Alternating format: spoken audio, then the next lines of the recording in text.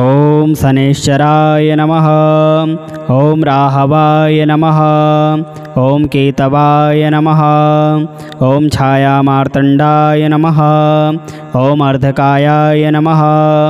ॐ पलाशपुष्पाय नमः। ॐ सूर्यपुत्राय नमः। ॐ महावीर्याय नमः।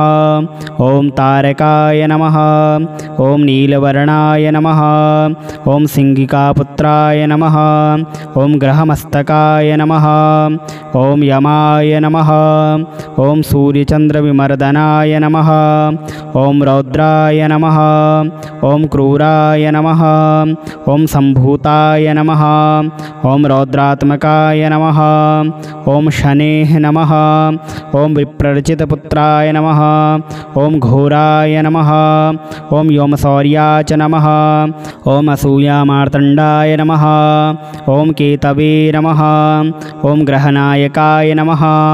ॐ वायव्यकोणाय नमः। ॐ द्विभुजाय नमः। ॐ कष्टाय नमः। ॐ कालध्वजाय नमः।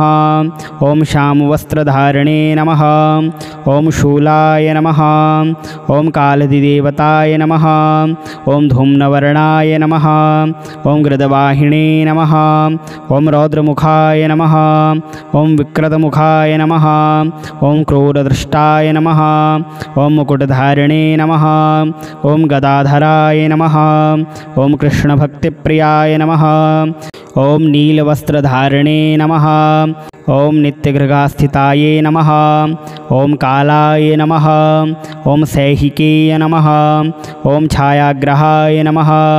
ॐ निर्मांसाय नमः। ॐ त्रिशूलधारिणे नमः। ॐ विशेषसौम्याय नमः। ॐ विशालनेत्राय नमः। ॐ वरदमुद्राय नमः। ॐ हिटकारिणे नमः। ॐ शुष्क्याय नमः। ॐ शतभ्राताय नमः। ॐ जैमिनीगोत्राय नमः। ॐ श्रीपुष्कलगोत्राय नमः। ॐ शतभ्राते ज्येष्ठाय नमः। ॐ कपोतवाहनाय नमः। ॐ रविपुत्राय नमः। ॐ छिन्नदेवरूपधारिणे नमः। ॐ अधिदेवाय नमः। ॐ स्थूलाय नमः। ॐ अमृतकाय नमः। ॐ मित्रकेतवे नमः। ॐ मन्दगतये नमः। ॐ पैठीनसगोत्राय नमः। ॐ प्रत्याधिदेवाय नमः। ॐ अग्निरूपाय नमः। ॐ अभ्रक्प्रियाय नमः। ॐ ब्रह्माय नमः। ॐ कालदृष्टाय नमः। ॐ लोहप्रियाय नमः। ॐ वैदूर्यरत्नप्रियाय नमः। ॐ कीटरक्षकाय नमः।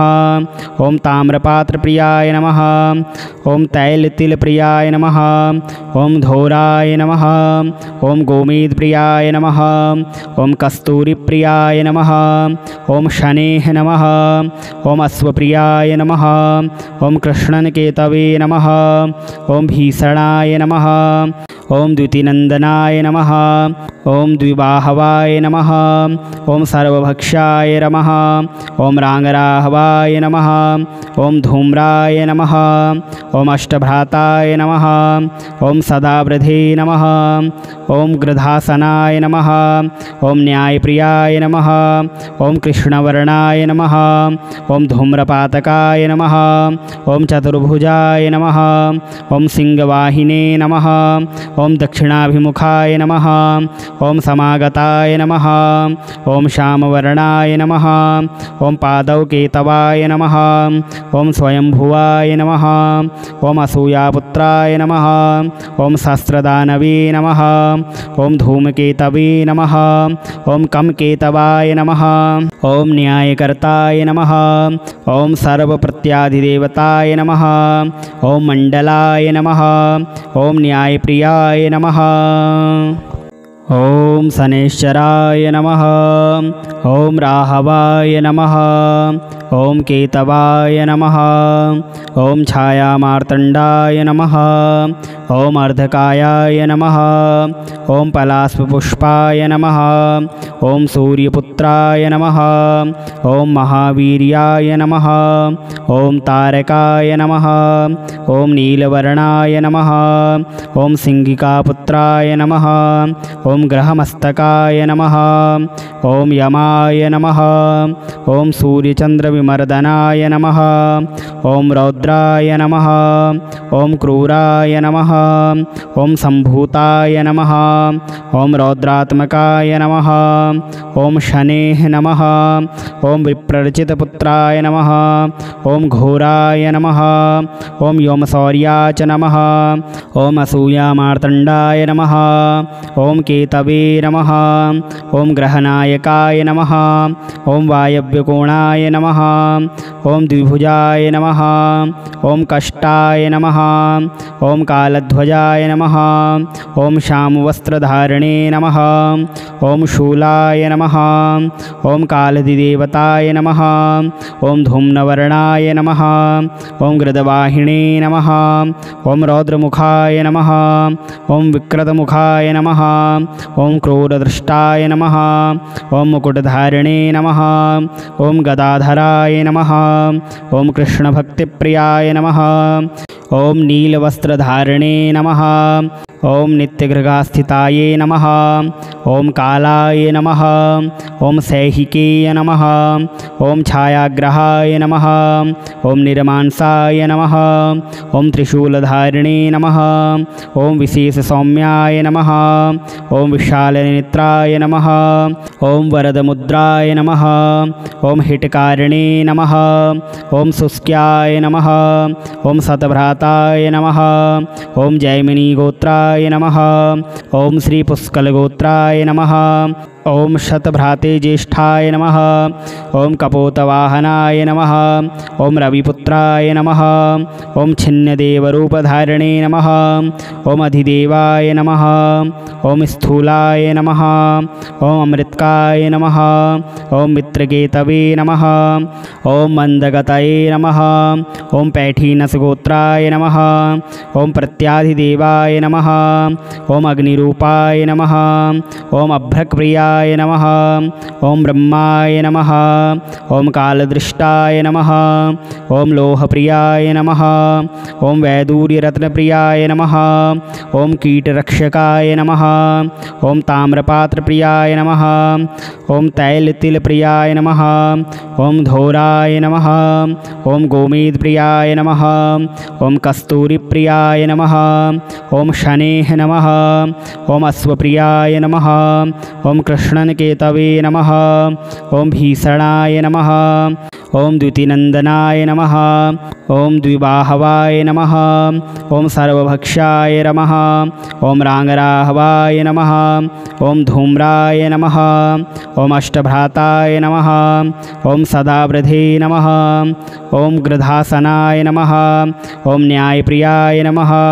ॐ कृष्णवर्णाय नमः। ॐ धूम्रपातकाय नमः। ॐ चतुर्भुजाय नमः। ॐ सिंहवाहिने नमः। ॐ दक्षिणाभिमुखाय नमः। ॐ समागताय नमः। ॐ श्यामवर्णाय नमः। ॐ पादौ केतवाय नमः। ॐ स्वयंभुवाय नमः। ॐ असूयापुत्राय नमः। ॐ सहस्रदानवे नमः। ॐ धूमकेतवे नमः। ॐ कमकेतवाय नमः। ॐ न्यायकर्ताय नमः। ॐ सर्वप्रत्याधिदेवताय नमः। ॐ मण्डलाय नमः। ॐ न्यायप्रियाय नमः। ॐ शनैश्चराय नमः। ॐ राहवाय नमः।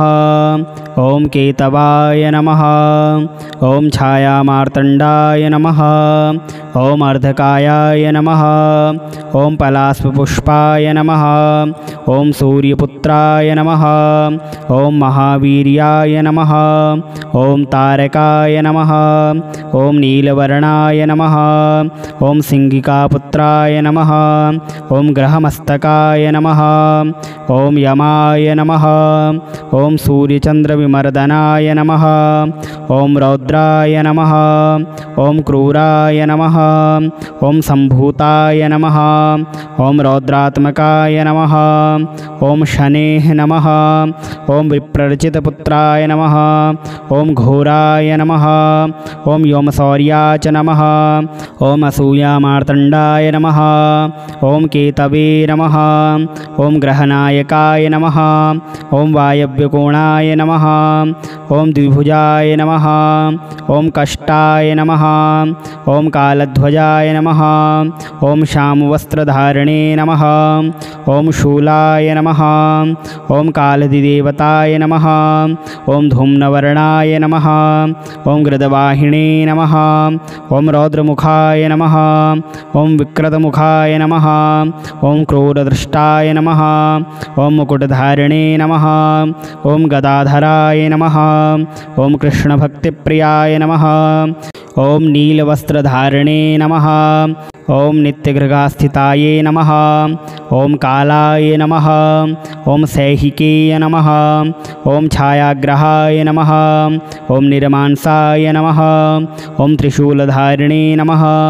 ॐ विशेषसौम्याय नमः। ॐ विशालनेत्राय नमः। ॐ वरदमुद्राय नमः। ॐ हिटकारिणे नमः। ॐ शुष्क्याय नमः। ॐ शतभ्राताय नमः। ॐ जैमिनीगोत्राय नमः। ॐ श्रीपुष्कलगोत्राय नमः। ॐ शतभ्राते ज्येष्ठाय नमः। ॐ कपोतवाहनाय नमः। ॐ रविपुत्राय नमः। ॐ छिन्नदेवरूपधारिणे नमः। ॐ अधिदेवाय नमः। ॐ स्थूलाय नमः। ॐ अमृतकाय नमः। ॐ मित्रकेतवे नमः। ॐ मन्दगतये नमः। ॐ पैठीनसगोत्राय नमः। ॐ प्रत्याधिदेवाय नमः। ॐ अग्निरूपाय नमः। ॐ अभ्रक्प्रियाय नमः। ॐ ब्रह्माय नमः। ॐ कालदृष्टाय नमः। ॐ लोहप्रियाय नमः। ॐ वैदूर्यरत्नप्रियाय नमः। ॐ कीटरक्षकाय नमः। ॐ ताम्रपात्रप्रियाय नमः। ॐ तैलतिलप्रियाय नमः। ॐ धौराय नमः। ॐ गोमेदप्रियाय नमः। ॐ कस्तूरिप्रियाय नमः। ॐ शनेः नमः। ॐ अश्वप्रियाय नमः। ॐ कृष्णनकेतवे नमः। ॐ भीषणाय नमः। ॐ द्युतिनन्दनाय नमः। ॐ द्विबाहवाय नमः।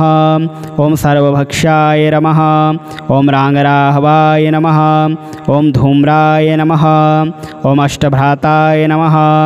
ॐ सदावृधे नमः। ॐ गृधासनाय नमः। ॐ न्यायप्रियाय नमः। ॐ कृष्णवर्णाय नमः। ॐ धूम्रपातकाय नमः। ॐ चतुर्भुजाय नमः। ॐ सिंहवाहिने नमः। ॐ दक्षिणाभिमुखाय नमः। ॐ समागताय नमः। ॐ श्यामवर्णाय नमः। ॐ पादौ केतवाय नमः। ॐ स्वयंभुवाय नमः। ॐ असूयापुत्राय नमः। ॐ सहस्रदानवे नमः। ॐ धूमकेतवे नमः। ॐ कमकेतवाय नमः। ॐ न्यायकर्ताय नमः। ॐ सर्वप्रत्याधिदेवताय नमः। ॐ मण्डलाय नमः। ॐ न्यायप्रियाय नमः। ॐ शनैश्चराय नमः। ॐ राहवाय नमः। ॐ केतवाय नमः। ॐ छायामार्तण्डाय नमः। ॐ अर्धकायाय नमः। ॐ पलाशपुष्पाय नमः। ॐ सूर्यपुत्राय नमः। ॐ महावीर्याय नमः। ॐ तारकाय नमः। ॐ नीलवर्णाय नमः।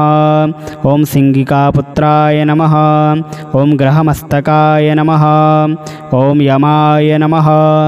ॐ सूर्यचन्द्रविमर्दनाय नमः। ॐ रौद्राय नमः। ॐ क्रूराय नमः। ॐ सम्भूताय नमः। ॐ रौद्रात्मकाय नमः। ॐ शनेः नमः। ॐ विप्रचितपुत्राय नमः। ॐ घोराय नमः। ॐ व्योमशौर्याय च नमः। ॐ असूयामार्तण्डाय नमः। ॐ केतवे नमः। ॐ ग्रहनायकाय नमः। ॐ वायव्यकोणाय नमः। ॐ द्विभुजाय नमः। ॐ कष्टाय नमः। ॐ कालध्वजाय नमः। ॐ श्यामवस्त्रधारिणे नमः। ॐ शूलाय नमः। ॐ कालदिदेवताय नमः। ॐ धूम्रवर्णाय नमः। ॐ गृदवाहिने नमः। ॐ रौद्रमुखाय नमः। ॐ विकृतमुखाय नमः।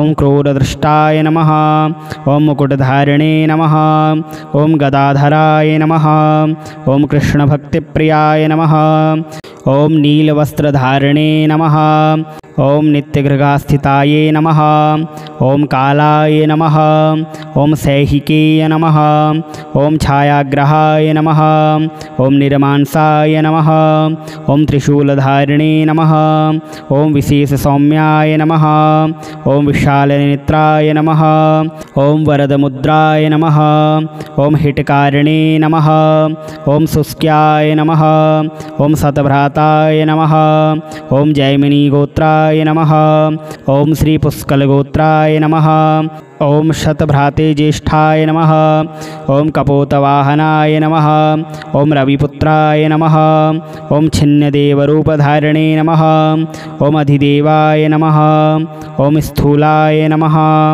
ॐ अमृतकाय नमः ॐ मित्रकेतवे नमः ॐ मन्दगतये नमः ॐ पैठीनसगोत्राय नमः ॐ प्रत्याधिदेवाय नमः ॐ अग्निरूपाय नमः ॐ अभ्रक्प्रियाय नमः ॐ ब्रह्माय नमः ॐ कालदृष्टाय नमः ॐ लोहप्रियाय नमः ॐ वैदूर्यरत्नप्रियाय नमः ॐ कीटरक्षकाय नमः ॐ ताम्रपात्रप्रियाय नमः ॐ तैलतिलप्रियाय नमः ॐ धोराय नमः ॐ गोमेदप्रियाय नमः ॐ कस्तूरिप्रियाय नमः ॐ शनेः नमः ॐ अश्वप्रियाय नमः ॐ कृष्णनकेतवे नमः ॐ भीषणाय नमः ॐ द्युतिनन्दनाय नमः ॐ द्विबाहवाय नमः ॐ सर्वभक्षाय नमः ॐ राङ्गराहवाय नमः ॐ धूम्राय नमः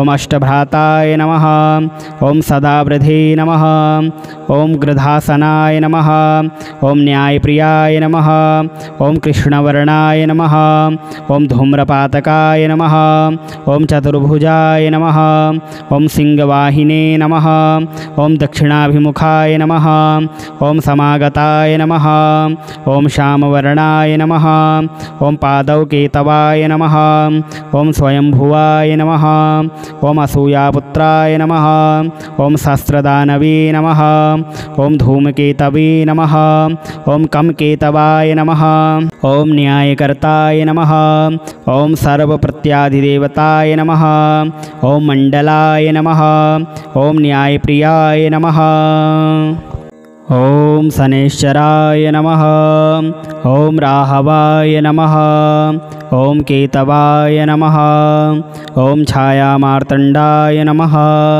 ॐ अर्धकायाय नमः ॐ पलाशपुष्पाय नमः ॐ सूर्यपुत्राय नमः ॐ महावीर्याय नमः ॐ तारकाय नमः ॐ नीलवर्णाय नमः ॐ सिंहिकापुत्राय नमः ॐ ग्रहमस्तकाय नमः ॐ यमाय नमः ॐ सूर्यचन्द्रविमर्दनाय नमः ॐ रौद्राय नमः ॐ क्रूराय नमः ॐ सम्भूताय नमः ॐ रौद्रात्मकाय नमः ॐ शनेः नमः ॐ विप्ररचितपुत्राय नमः ॐ घोराय नमः ॐ व्योमशौर्याच नमः ॐ असूयामार्तण्डाय नमः ॐ केतवे नमः ॐ ग्रहनायकाय नमः ॐ वायव्यकोणाय नमः ॐ द्विभुजाय नमः ॐ कष्टाय नमः ॐ कालध्वजाय नमः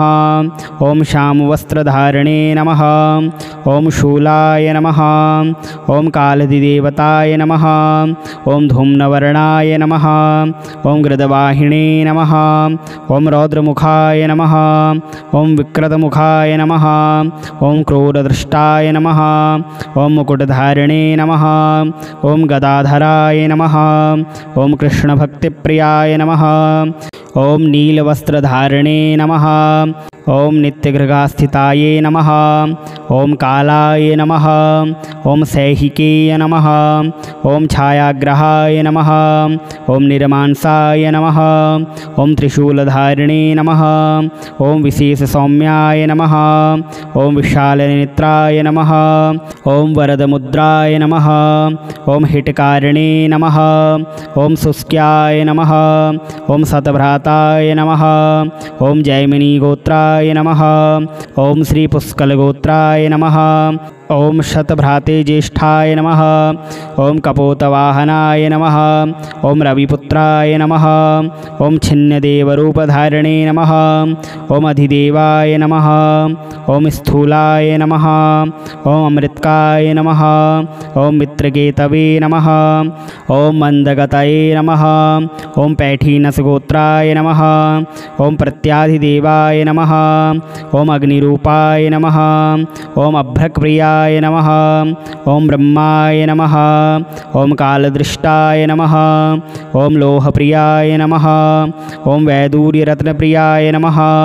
ॐ कीटरक्षकाय नमः। ॐ ताम्रपात्रप्रियाय नमः। ॐ तैलतिलप्रियाय नमः। ॐ धौराय नमः। ॐ गोमेदप्रियाय नमः। ॐ कस्तूरिप्रियाय नमः। ॐ शनेः नमः। ॐ अश्वप्रियाय नमः। ॐ कृष्णनकेतवे नमः। ॐ भीषणाय नमः। ॐ द्युतिनन्दनाय नमः। ॐ द्विबाहवाय नमः। ॐ सर्वभक्षाय नमः। ॐ राङ्गराहवाय नमः। ॐ धूम्राय नमः। ॐ अष्टभ्राताय नमः। ॐ सदावृधे नमः। ॐ गृधासनाय नमः। ॐ न्यायप्रियाय नमः। ॐ कृष्णवर्णाय नमः। ॐ धूम्रपातकाय नमः। ॐ चतुर्भुजाय नमः।